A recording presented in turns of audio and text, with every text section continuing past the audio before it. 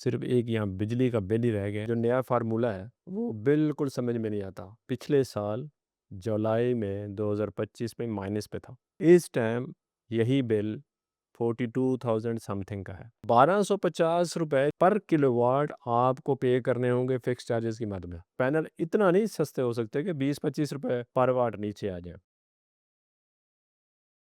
औज़ुबिल्लाहिमिनश्शैतानिर्रजीम बिस्मिल्लाहिर्रहमानिर्रहीम। नाज़रीन अस्सलाम वालेकुम वरहमतुल्लाहि वबरकातुहू।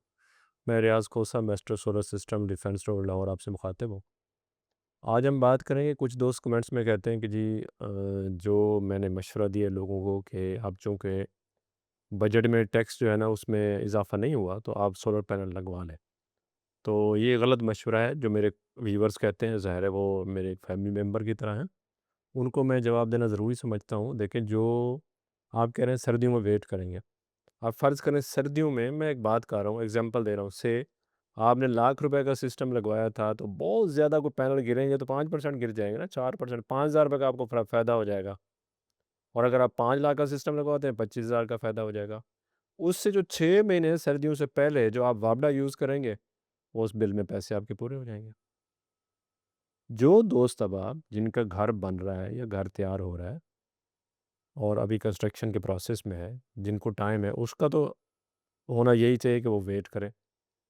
लेकिन जो जिनको ये इस वजह से वेट करते हैं कि पैनल सस्ते होंगे तो उसके बाद हम लेंगे, तो पैनल इतना नहीं सस्ते हो सकते कि 20-25 रुपए पर वाट नीचे आ जाए। ऐसा पॉसिबल अब नहीं है, चाहे वो सर्दियाँ ही क्यों ना आ जाए। और वो जो पूरे 4 महीने या पीक टाइम जैसे अभी गर्मियाँ चल रही हैं आप बावडा यूज़ करेंगे, उसका बिल जिसकी कोई वापसी नहीं है, यानी गवर्नमेंट को आपने बिल दे दिया, उसकी कोई रिटर्न नहीं है आपको, वो लायबिलिटी है। उसमें आपको अगर फ़र्ज़ करें 50,000 की बचत होती है, 50,000 से ज़्यादा तो आप बिल दे के फ़ारिग हो जाएंगे। तो उसमें अगर आप अभी, यानी चूँकि मैं तो इस हवाले से कहता हूँ कि चूँकि एक हैवी टैक्स लगने जा रहा था गवर्नमेंट का, जो कि नहीं लगा और लोगों को जो है ना रिलीफ़ मिला, उसके मुताबिक अभी सोलर पैनल लिए जा सकते हैं और लगाए भी जा सकते हैं। हाँ, वो वेट कर लें जिनका घर बन रहा है, वो सर्दी में भी बना लगा सकते हैं। ये तो बात यहाँ पे आ गई। अब हम दूसरी बात करेंगे, जो बिल आ रहे हैं, जिस पे सब कुछ ही ख़त्म हो चुका है, कि ये पता ही नहीं है कि आपके टैक्स कितने हैं, आपकी चीज़ें कितनी हैं और आपको किस चीज़ का बिल दे रहे हैं। ये एक ऐसी चीज़ है, जो नया फ़ार्मूला है, वो बिल्कुल समझ में नहीं आता।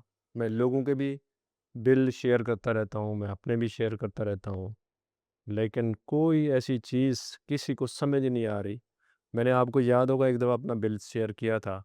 2100 का, 2200 रुपये का बिल, सिर्फ़ 5 यूनिट का था, रेज़िडेंशियल। अभी मेरे पास ये कमर्शियल बिल मेरे हाथ में है।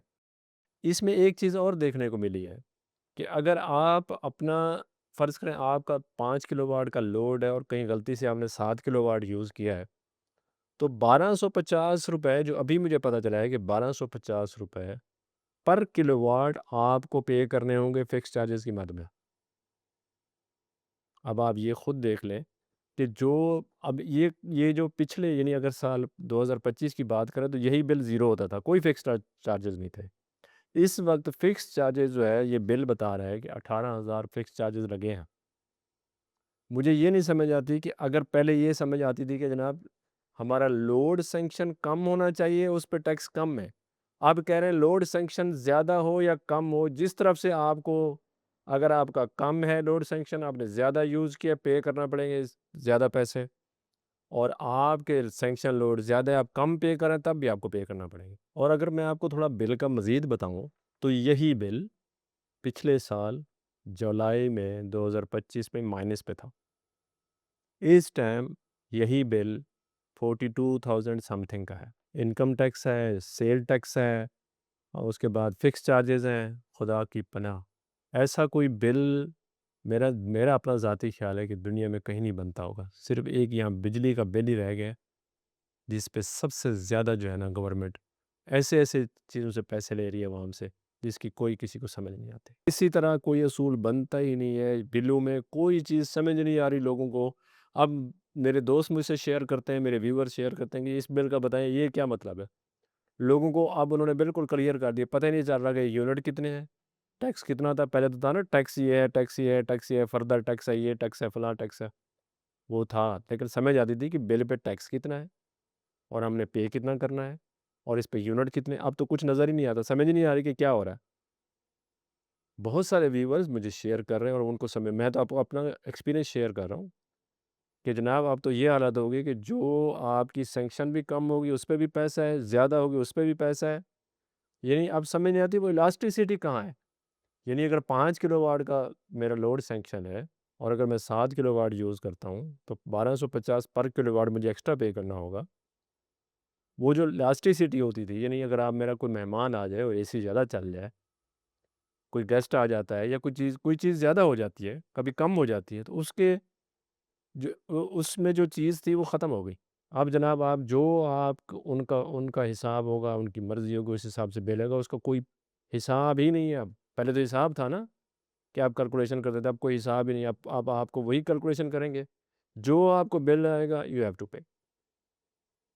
मुझे नहीं समझ आती कि इस वक़्त, जबकि पूरी दुनिया जो है ना वो ये देख रही है कि जो, बल्कि मैं अब आपको आज की बात बताऊँ, मैं न्यूज़ में पढ़ रहा था, किसी ने पाकिस्तानी अशराफिया को और पाकिस्तानी गवर्नमेंट को और पाकिस्तानी को क्रिटिसाइज़ किया हुआ था, किसी ऑथर ने। उसने लिखा था कि ये डाउन टू फॉल है, ये नीचे की तरफ पाकिस्तान जा रहा है। और हमारे कई जो है ना दोस्त भी यही कह रहे हैं कि हम नीचे की तरफ जा रहे हैं। नीचे की तरफ क्यों जा रहे हैं? यही हमारे काम है कि हमने किसी बिज़नेस को, किसी चीज़ को ग्रो करने ही नहीं देना और अपनी मर्ज़ी से बिल भेजने हैं, अपनी मर्ज़ी से गैस के बिल भेजने हैं, अपनी मर्ज़ी से पेट्रोल बढ़ाना है, अपनी मर्ज़ी से पेट्रोल को कम करना है। तो फिर जब यही चीज़ें होंगी तो इन्वेस्टमेंट करने अपने लोग पैसा लेके भाग जाएँगे। यहाँ से भाग रहे हैं लोग, तो बाहर से इन्वेस्टर क्यों आएगा? तो फिर वो जो ग्रोथ रेट है, जो जीडीपी है, उसका क्या बनेगा? कुछ भी नहीं। लोग बेचारे रिवर्स जा रहे हैं। अभी ये देख लें कि प्रॉपर्टी पे भी उन्होंने टैक्स वगैरह कम किए हैं, लेकिन मार्केट नहीं प्रॉपर्टी के ऊपर उठ रही। और इसी तरह किसी भी चीज़ की मार्केट वापस अपनी जगह पे, इंडस्ट्री जो बंद पड़ी है वो भी नहीं ओपन हो रही। तो मैं तो यही कहूँगा कि कोई पॉलिसी खुदा ना बनाए, कोई मुल्क में ऐसा सिस्टम लाए। सिर्फ़ ये नहीं है कि जनाब जनाब जो भी, मैं ये नहीं कहता नाउज़ुबिल्लाह कि मैं क्रिमिनल की हिमायत कर रहा हूँ, मैं कहूँगा कि क्रिमिनल को सज़ा दें। लेकिन मैं ये कहूँगा कि जिस मुल्क में इंसाफ़ होगा, उस मुल्क में बिज़नेस भी ग्रो करेगा और उस मुल्क को तरक्की करने से कोई रोक ही नहीं सकता। इसके साथ ही मैं इजाज़त चाहूँगा, इंशाल्लाह अगले व्लॉग में आपसे दोबारा मुलाकात होगी। अस्सलाम वालेकुम व रहमतुल्लाहि व बरकातहू। खुदा हाफ़िज़।